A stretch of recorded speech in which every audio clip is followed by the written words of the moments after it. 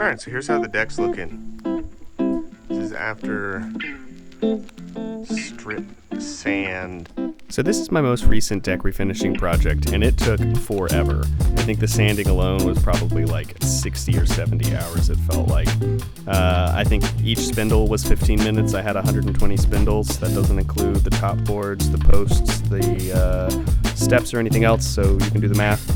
We went from a Sherwin-Williams Super Deck, which is a water-based stain, and it's a solid color, and we went to Expert Stain and Seal semi-transparent true oil stain. That's a penetrating oil stain, so it's a lot more like a cutting board oil, where it soaks in and conditions the wood, whereas a paint sort of sits on top and creates a film, and that can flake and chip off over time. So this won't flake or chip off over time.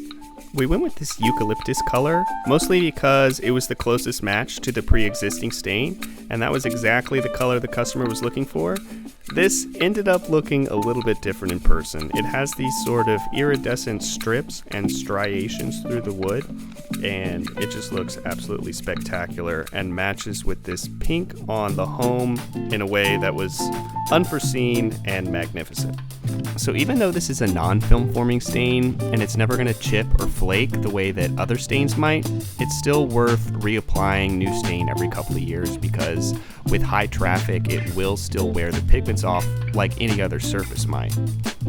The major difference is going to be if paint flakes off, you're going to need to sand that down to make it all smooth before you reapply. With this, you don't need to do that because nothing's ever going to flake off.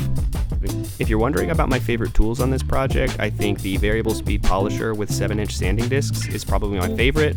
Those sanding pads are so cheap and it removes material very fast. And then number 2 is the oscillating tool with the sanding block. That thing is perfect for getting into tight spaces. And then I think a belt sander also does a lovely job for keeping it flat and removing a lot of material very fast. Anyway, thanks for watching the video. I'm excited for my next deck refinishing project, so subscribe if you'd like to see how that one turns out too.